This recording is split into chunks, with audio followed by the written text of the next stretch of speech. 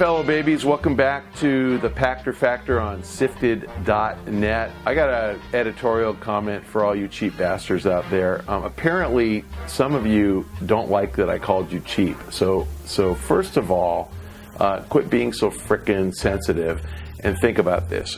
If you can afford to pay for a SIFTD.net subscription and you're choosing not to, then you're a cheap bastard. If you can't afford it, I understand it. If you're mowing lawns, and you're 15 years old and you don't have a source of income, you don't have a credit card, I totally get it. Of course, you're not expected to pay. I'm talking about the 30-year-old guy who has a job, who makes $40 or $50 or $60,000 a year, who can afford $30 a year. I'm sorry, $50 a year. It used to be $30. $50 a year for a SIFTD.net subscription. Of course, you can watch on YouTube. I'm just saying that if you don't pay, sites like this go away. Shows like this go away. So if you can afford it, you should support. If you can't afford it, I understand. I am not calling those of you who can't afford it, who don't have the resources, cheap.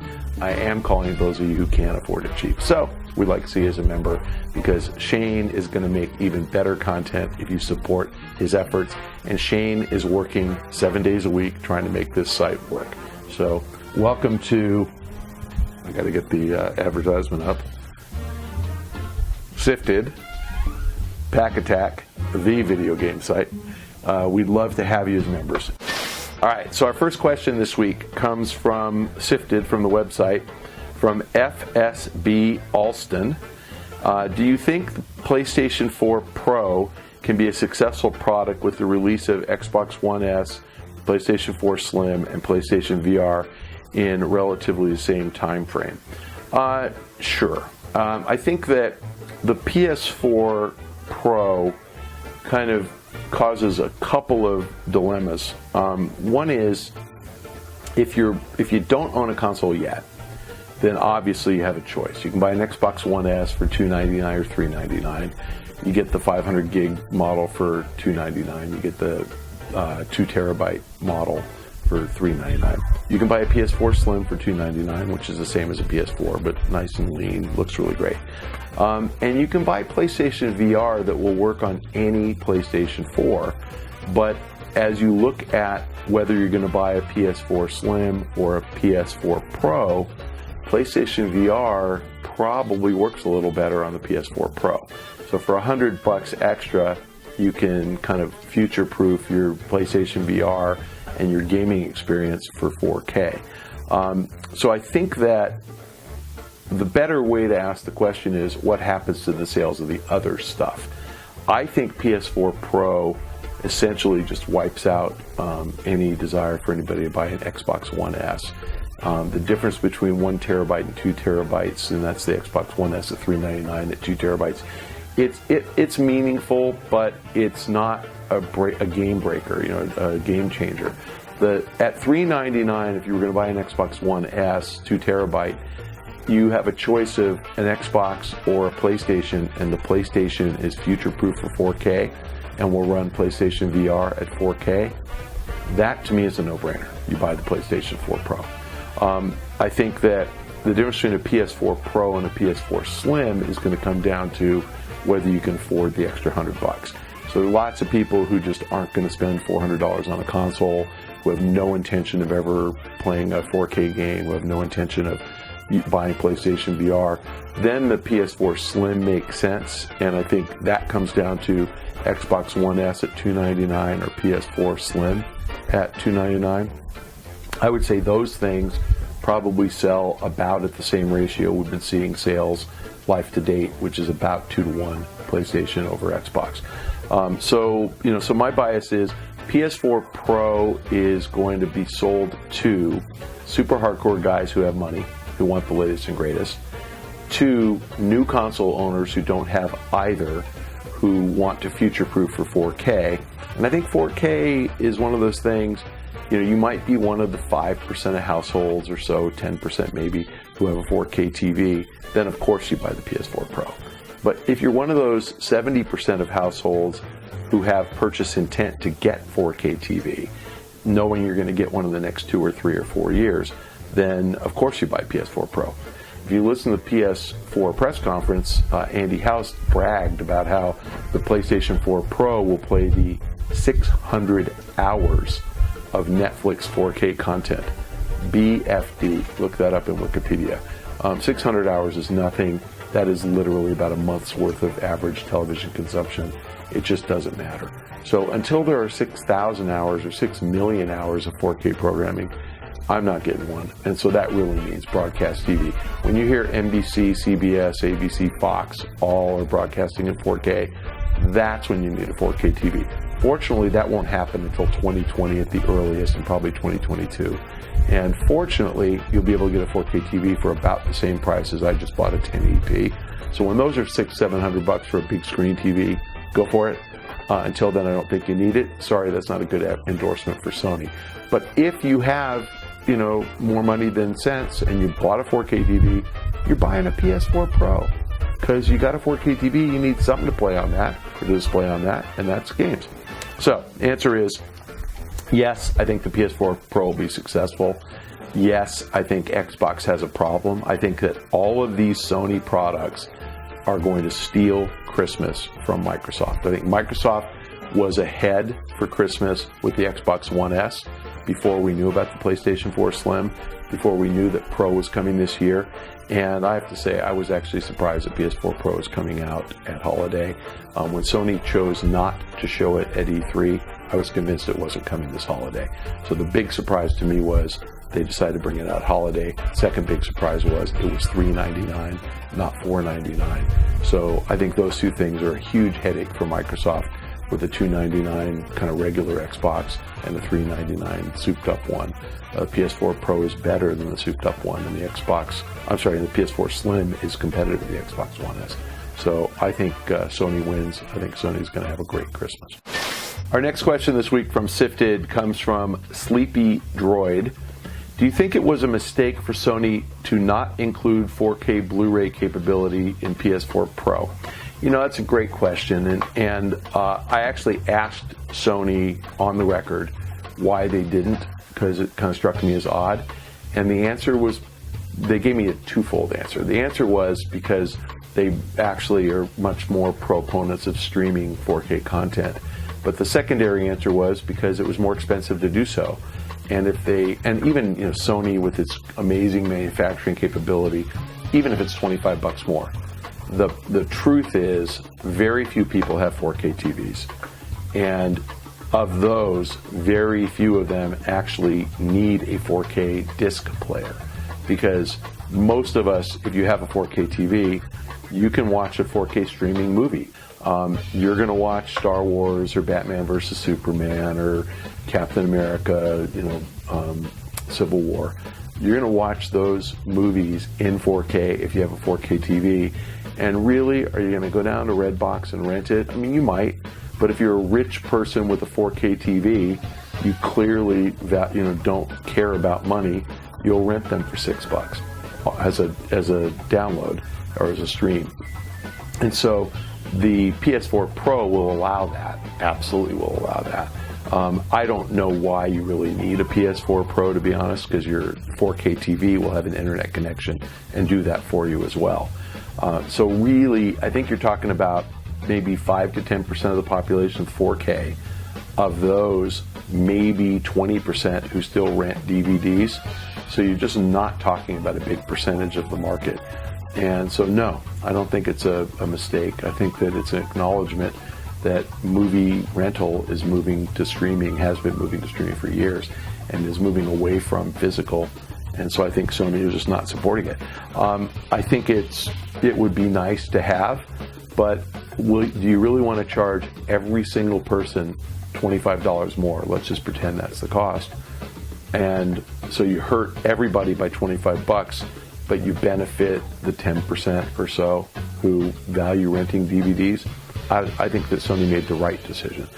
Okay, our next question from SIFTD, from Lonely Step. Is the push to have 4K capable consoles merely an advertising gimmick, given that it is still a tiny minority of households that actually own a 4K TV? Had Sony and Microsoft jumped the gun? I talked about this earlier, but I think that 4K televisions are going to kind of grow in adoption the way LED televisions have grown. So, 10 years ago when I bought my first LCD flat panel TVs, I remember I paid like $5,500 or $5,600 for two of them. So they're expensive and they were heavy. So 9 years later, I bought my first LED TV, and it's super light, 10 inches bigger, and super light, and it cost a fraction. It cost $890 or something. And I remember when I was looking for a 65-inch TV, they don't make them in LCD. It doesn't exist. And the reason that all TVs kind of moved from LCD, you can still get LCD for like computer monitors or small TVs, but the reason that LCD manufacturer turned into LED is that demand for LED was high enough that the cost came down, and it ends up that it's cheaper to make an LED monitor than it is to make an LCD monitor. So of course all the manufacturers switched to LED, and it's obviously better, they're brighter, and they do a lot more. But demand got so great that it became cheaper to manufacture. So it just doesn't make economic sense to manufacture LCD and have to incur all the shipping costs, and because they're heavier and like everything about them is worse. That's what's going to happen with 4K. I mean, when you think about it, the 4K display is something that will clearly become a commodity. Once they make enough of them, the price will just keep coming down. And then the only real difference is going to be the processor in the TV that renders the image. And I'm guessing that the difference between a 4K processor and a 1080p processor now is maybe $25. So, it's going to get to the point where it just doesn't make sense to make 1080p anymore. And I would bet within 3 years, 4 years, the price for a 4K TV and the price for a 1080p TV are going to be the same. We saw that with 1080p and 720p probably in 2008 or 9. We saw that with LED and LCD in around 2013 or 14. You're going to see the price of 4K and 1080p converge, like I said, probably in 2018 or 2019. And when it does, you're just going to buy a 4K TV because that's what you're going to buy. And even though there won't be 4K broadcast for a while, because that's a complicated thing, the government has to allocate greater bandwidth to the broadcasters so that they can send that many pixels, through the pipes or through the airwaves. You're still going to buy the thing because it's going to be all you can buy. So the answer is Sony and Microsoft are not jumping the gun. They're getting ahead of the reality that everybody's going to have a 4K TV in the next few years. And I think their timing is actually pretty good because, Sony's bringing out their 4K capable box November of 16. Microsoft very likely November of 17, unless they accelerate it now to compete with Sony. And I think you're going to have, probably more than 50% of bigger screen television sales at 4K level in 2018. And then probably, 75% in 2019 and 100% in 2020. I think it's going to go that way. Big screen TVs. So my bias is that no, they're actually going to get a box in every household that helps you make that decision. Our next question this week comes from the SIFTD website from Shut Up. Shut Up, not shut up, shut up. What incentive does a publisher have to patch an older PS4 game to take advantage of the PS4 Pro? Either Sony or the consumer would have to pay up, right? That's a good question. I don't think so. And I don't know enough about the actual code in games and game development to speak about this intelligently, so I apologize in advance. And you fanboys out there who know everything, if I'm wrong, nail me because I don't really get it. I don't know that the 4K games that are patched on PS4 Pro are going to run at any faster frame rate. You're probably still going to run at about 60 frames a second, but the number of pixels will be higher. And I don't know that to display in 4K you need 8 million pixels. I mean, 4K, by the way, is, I don't know why they call it K, it should be 4X. It's not 4,000, it's 4 times the pixels of a 1080p TV. I don't think PS4 Pro is requiring anybody to render at 8 million pixels. I think they're perfectly happy if you render at 2.6 million or 3 million. The human eye can discern the difference But just a data point, look this up on CNET or TechCrunch. Oculus runs at 2.6 million pixels. So Oculus isn't running in 4K. It's not running at 8. So the answer is, I think you can actually render this stuff relatively cheaply if you just optimize the game to take advantage of a faster graphics processor, a more capable graphics processor, and it's just going to upscale games. So I would bet that a publisher can patch a PS4 game for single-digit millions of dollars, which is a lot of money, but it's not ridiculous. I mean, if the average game development is $80 million, to spend $5 to make it work on 4K on PS4 Pro makes sense to me. I don't think you'll see a lot of games. Sony listed a handful, and I think what's interesting is, where did they come from? The old ones, so it was Infamous, of course, which is already out. Of course Sony's going to take its games and put them in 4K. So, we'll see, but I think that publishers have an incentive if Sony promotes the game. Sony has an incentive clearly to take first-party titles and put them in 4K. And so games like Call of Duty Infinite Warfare were, there and talking about it, and games like Mass Effect were there and talking about it. Those guys want to be perceived as the cool kid. I have to say, and I actually walked up to Aaron Flynn and told him this, the only game that I saw at the PlayStation 4 press conference that knocked me out because of 4K was Mass Effect Andromeda. And I told Aaron, and he was like, oh thanks, aw shucks. But he actually said, and I said, I can't figure it out because none of the other stuff looked that stunning to me. And he said, the difference is we're kind of making up our world. We're making up what you see. So this computer rendered, all these floors kind of growing in front of you, or the different characters conjuring things in the air. We're making that up. And I said, so you mean Lara Croft's not made up? Very funny. But Lara Croft is in a simulated real world. She's climbing along a mountain or jumping on a real bridge. And Mass Effect's not constrained by real world physics. They can do whatever the hell they want. So I think that is actually pretty interesting. And until Aaron said it, it didn't even occur to me that that's kind of what knocks us out. But, that makes me kind of excited for gaming because I think you're going to see some really cool stuff. And I think people will buy a PS4 Pro. I want one. And I'm not going to have a 4K TV, as I said. I still want one. I just think it'll be fun to play games on a really cool device, and I will get a 4K TV eventually. And I think PS4 Pro is going to prompt adoption of 4K TV. I think, I said I don't have a 4K TV because I really don't care about movies in 4K. I care about television in 4K, and I'll wait for broadcast. But if gaming becomes something that I feel like, wow, it'll be a much better experience, I'll buy the 4K TV. So I think Sony actually is doing the right thing.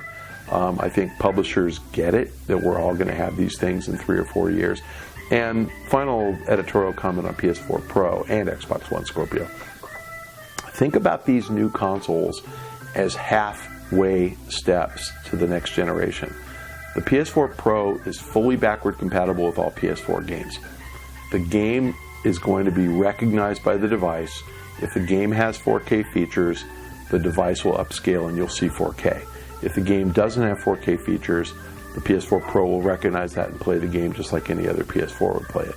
Just like Blu-ray players know if you put a standard def DVD in, and they'll upscale it, make it look pretty, but it's still standard def. And if you put in a Blu-ray disc, it's super, super sharp. So I think this is a good intermediate step. I think in 3 or 4 years, when the PS5 comes out, it will recognize if you have a PS4 4K disc, and it will be backward compatible to only those. And my guess is every game starting a year from now will be made in 4K. So it will know if it's a 2017 or later release and play those. And the Xbox 2, or whatever they call it, will do the same with Scorpio. And then when the PS 5.5 comes out 3 or 4 years later, it will be backward compatible with PS5 games, and so on. So the real point here is Sony and Microsoft are trying to avoid truncating the cycle, trying to avoid ending the current cycle, causing everybody to have to upgrade, which means everybody abandons the old console, everybody loses, consumers don't have as many games, publishers don't sell as many discs, GameStop loses, everybody loses. And they're trying to perpetuate the existing cycle by having incremental upgrades that work with the old console. Think about this the way you think about the iPhone 6 versus the iPhone 7. It's not going to be obsolete. My 6 will not be obsolete when the 7 comes out. But I want a 7. The thing that will be obsolete is my goddamn wired headphones, which really pisses me off. Okay, fellow babies, so apologies to those cheapskates that I offended out there who can't afford it. No apologies to those cheapskates who can't afford it. If you are one of the people who can't afford it and you're watching on YouTube, or if you're one of those cheap bastards who can't afford it and is watching on YouTube, could you do us a favor?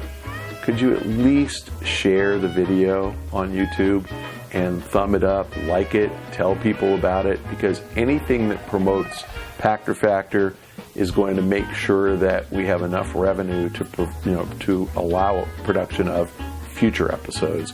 And so anything you can do that costs you nothing, you cheap bastards, we'd really appreciate it. So please like it, share it, tell friends about it. If nothing else, if we get more viewers, we can make more of these things. And I'd really like to see Shane have enough money to be able to bring in some more impressive people than me, so we can do some group videos and start doing some kind of interesting shared stuff.